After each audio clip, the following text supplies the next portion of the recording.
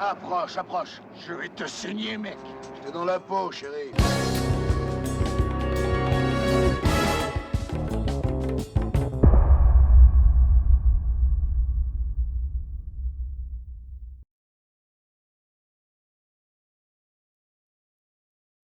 T'es mort, Wolfgar. Oh, je le tuerai, bordel de Dieu. T'es mort, Wolfgar. T'es mort, dire. Commencer un film en plein cauchemar, ce n'est pas rien. C'est même assez rare pour le préciser. Au départ, la Universal veut faire un film sur la brigade antiterroriste Attaque tout en suivant les faits et gestes d'un terroriste inspiré de Carlos, dit le Chacal, toujours incarcéré en France aujourd'hui.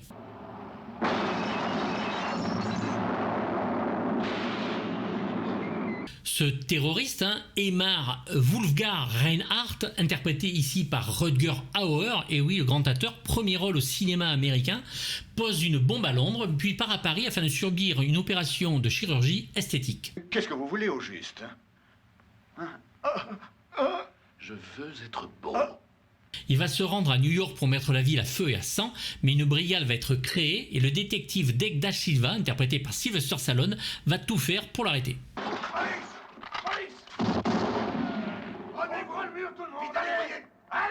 Alors les Faucons de la Nuit devaient être au départ une sorte de troisième French Connection. On va engager Gary Nelson, responsable de films Disney dont Le Trou Noir, essayant de surfer sur la vague de Star Wars, mais c'est surtout l'arrivée de Randy Jorgensen qui va amener la débâcle alors qu'il devait être le point d'orgue du film. Dick, mais qu'est-ce que tu viens faire ici? Ouais, je suis passé par derrière, je voulais pas te faire honte avec mes frères. Jorgensen, il faut le savoir, est un ancien militaire, mais surtout un ancien détective de la ville de New York. Il a travaillé très longtemps comme dans la police et est devenu consultant pour le cinéma.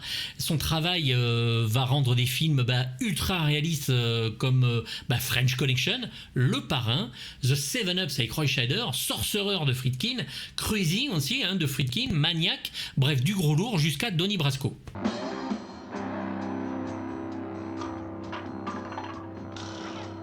La Universal essaie de faire en sorte que le film marche, donc du coup va proposer le film à Stallone qui se jette dedans parce qu'il a besoin de changer un petit peu des films de Rocky, de changer son image. Il se fait pousser la barre pour ressembler au Serpico d'Al Pacino et va reprendre la démarche de John Travolta que l'on peut voir dans La Fièvre du samedi soir mais en un peu moins appuyé.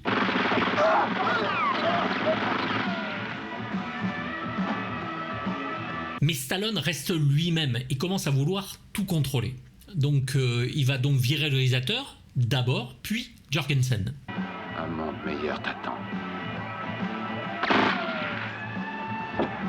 Connu pour ses avis contradictoires, il va aujourd'hui expliquer que Nelson ne savait pas poser sa caméra, mais Jorgensen lui explique que la bataille entre les deux hommes était surtout pointée sur le final et l'idée de l'affrontement entre les deux personnages principaux.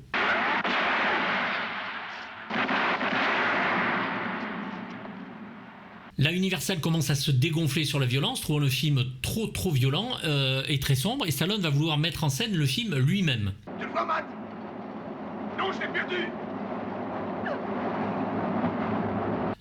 Il va tourner la scène de la poursuite du métro, qui est juste excellente, mais la Director Guild of America va lui demander d'arrêter de suite.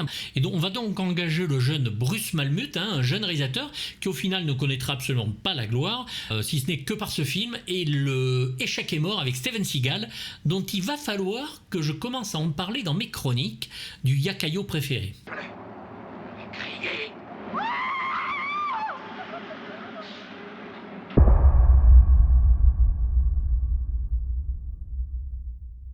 Mais vas-y, nom de Dieu, qu'est-ce que tu attends? Pourtant, malgré tout cela, Les Faucons de la Nuit restent un putain de bon film. Quelques idées sont un peu révolues et un peu idiotes, comme le fait que Stallone se déguise en grand-mère pour arrêter les truands, mais le film tient la route et reste un polar urbain choc qui nous tient en haleine malgré le fait que Sylvester Stallone renie complètement le film aujourd'hui et trouve même que c'est un de ses pires de sa carrière. Vous devez apprendre à penser comme cet homme, à agir avec la même froideur, la même cruauté que lui. Vous n'allez pas un peu trop loin? Alors pourquoi ? Les Faucons de la Nuit fait vraiment partie de ces polars crades très new-yorkais que seul l'Est des États-Unis arrive à nous donner, proche de French Connection justement dans son image, puisque James Cantner, directeur de la photographie de Cruising de Friedkin, et à la caméra. La morale du film est quand même plus qu'ambiguë, puisqu'on peut perdre quelques otages pour arrêter par exemple un terroriste, que Stallone n'aime pas trop comme idée, et surtout le miroir que le personnage du terroriste rend au personnage de Stallone, notamment dans la scène du téléphérique. Nous ne sommes pas si différents, Dick. Pas plus que toi, je n'aime tuer. C'est plein de sous-entendus et la fascination qu'ils ont l'un pour l'autre n'est pas habituelle dans les films de Stallone. C'est rare qu'on le voit effectivement se projeter en se disant « je ressemble à ce méchant ». Qu'est-ce que tu attends de moi, Dick? Mais qu'est-ce que tu veux que je devienne, moi? Et puis je pense que si Stallone n'aime pas le film, c'est parce que tout simplement Universal ne lui a pas laissé le cut, parce que malgré le fait que Bruce Malmuth réalise, on sent bien que Stallone est quand même derrière tous les chapitres du film et tous les grands axes du tournage, et c'est Universal qui va malheureusement remonter le film de façon plus serrée, tout en enlevant des scènes cruciales, notamment la relation sur le couple formé par Sly et Lindsay Wagner.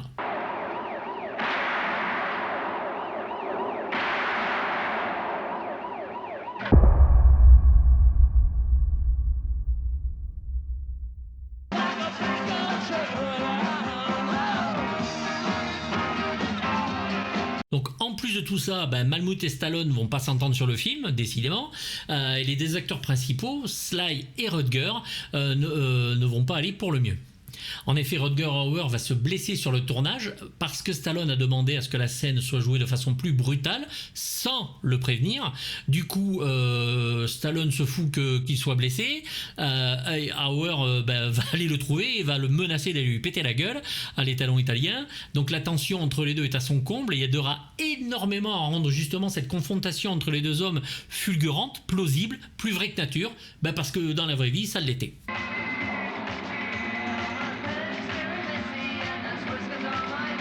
Plusieurs scènes vont rester en plus dans les mémoires dans ce film, en tout cas pour ceux qui l'ont vu. Vous avez bien sûr donc la poursuite en métro réalisée par Stallone, la scène de la boîte de nuit qui est absolument superbement montée avec ses jeux de regard, le suspense est très bon, et bien sûr celle du téléphérique, extrêmement dangereuse, auquel la ville va s'opposer farouchement et qui instaure la séquence où Woolgar fait comprendre à Da Silva qu'il se ressemble plus qu'il ne le pense.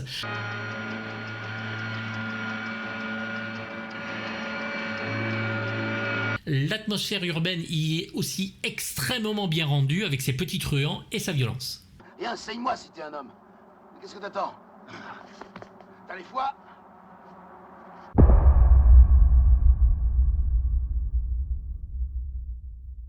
Je suis pas sûr de pouvoir tirer au beau milieu d'une foule innocente. Sylvester Stallone va donc interpréter le rôle principal, un flic d'élite qui malgré lui va rejoindre donc cette attaque, cette unité antiterroriste, par 2 fois grimé en femme dans le film, c'est pas la meilleure des idées. Stallone y est excellent, toujours doublé ici par Alain Dorval.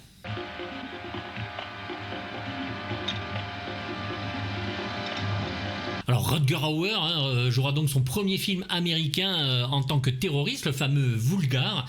S'il est bien quelque chose que l'on voit dès le premier visionnage du film, c'est le charisme fou de cet acteur qui vole presque la vedette à Sly, et peut-être s'en est-il aperçu d'ailleurs, et c'est pour ça qu'ils se sont engueulés. L'acteur sera bien sûr déçu du tournage, puisque la tension entre lui et Stallone, mais aussi le changement de script va fortement le toucher. Un monde meilleur t'attend. En effet, le point de vue du terrorisme était d'abord la base du scénario est censé être la chose la plus importante du film, mais Stallone étant la star, le scénario a changé du tout au tout. Et vous, vous faites quoi? Moi? Je suis un terroriste international recherché par la police d'une bonne moitié de la vieille Europe. Reste que Hauer il est absolument impérial. Ici, il est doublé par Claude Giraud, qui fait notamment la voix de Robert Redford. Mais oui! Mon cul! Billy Dee Williams, donc l'acolyte de Stallone, son partenaire flic, est connu bien sûr pour son rôle de Lando Calrissian dans Star Wars, et il joue ici Matthew Fox, donc, et il est doublé par le regretté Sadi Rebo, le papa poule de la télévision française, qui avait notamment doublé le Capitaine Kirk sur les films Star Trek, entre autres. D'ordinaire, tu ne t'inquiètes jamais de rien. Sur quoi travailles-tu? Tu sais, si tu as envie d'en parler, je suis tout à fait prête à écouter. Alors Lindsay Wagner, qui joue ici Irène, la femme de Da Silva, notre bien-aimée Super Jamie, la femme bionique. Elle explique dans une interview avoir tourné énormément de scènes avec Stallone, très intimes, où le personnage est déchiré entre son travail et sa vie de couple. Elle voulait, d'abord après Super Jamie, elle voulait commencer une carrière de chanteuse mais anonyme, puisqu'elle était très connue pour son rôle de cette femme bionique. On lui a donné, arrivée à New York, on lui a donné le script des Faucons de la Nuit. Elle accepte bien sûr de suite, puisqu'elle voit que son rôle est étoffé. Il faut savoir que les acteurs aux États-Unis redoublent leur voix pour certaines scènes, hein, puisque les prises de son en direct ne sont pas toujours très bonnes. Et c'est en faisant ce redoublage, hein, cette post-synchro, qu'elle va trouver la surprise de voir que son personnage est réduit au minimum et que toutes ces scènes ont été carrément jetées. Voici Chaka. Ne la sous-estimez pas, parce que c'est une femme. Elle n'a ni instinct maternel, ni cœur. Alors Persis Khambatta, la compagne de Wulfgar, qui a été Miss Inde en 1965, puis mannequin, commence sa carrière sur le film Star Trek de Robert Wise dans le rôle d'Ilia. Les Faucons de la Nuit suivront, mais malheureusement sa carrière ne percera pas. Elle subira un grave accident qui lui laissera une grande cicatrice sur la tête et va décéder malheureusement à l'âge de 49 ans. Da Silva, lorsque vous aurez ingurgité toutes les procédures et techniques du contre-terrorisme, on vous lâchera dans la nature, pas avant. Alors Nigel Davenport, connu pour le film Phase 4, pour Greystock, c'est lui le responsable donc de l'attaque. Il est doublé par le grand Jean-Claude Michel, donc bien sûr, rien que pour ça... on suit le film. Écoutez, Da Silva, le mur des lamentations, c'est pas pour moi aujourd'hui. Je suis mal fichu, j'ai trop de boulot. Je viens pas me lamenter, je veux seulement vous parler des ordres de transfert du capitaine. Et enfin, bien sûr, nous avons Joe Spinell, le grand ami de Stallone, qui jouait Tony Gazzo dans Rocky 1, dans Rocky 2, et qui joue ici le lieutenant Munafo. Malheureusement, l'amitié entre Stallone et Spinell ne résistera pas à ce tournage chaotique, et les deux hommes ne se reparleront plus jamais, même avant le décès de Spinell. Je crois que celui-ci devrait vous plaire. Très agréable. Comment s'appelle-t-il? Et dans un petit rôle, nous avons aussi Catherine Marie Stewart, que les geeks comme moi apprécient pour son rôle dans The Last Starfighter.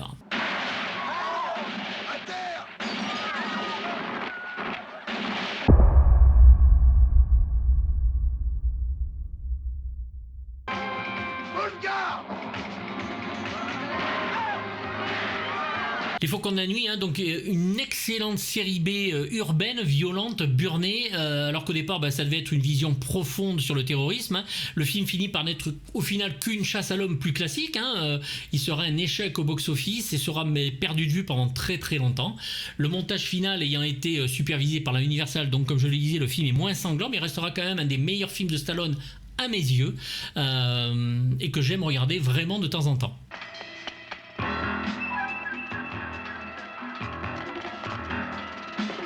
Il faut aussi noter la musique très 80s de Keith Emerson. C'est une musique de son époque, mais le thème est vraiment très bon. L'atelier d'images nous a ressorti le film en Blu-ray, un Blu-ray d'excellente facture, je vous le conseille. Il est tiré du Blu-ray américain de chez Shot Factory. Vous avez énormément de bonus très très intéressants, des interviews qui vous racontent justement ce tournage chaotique, et vous pourrez trouver le lien dans la description.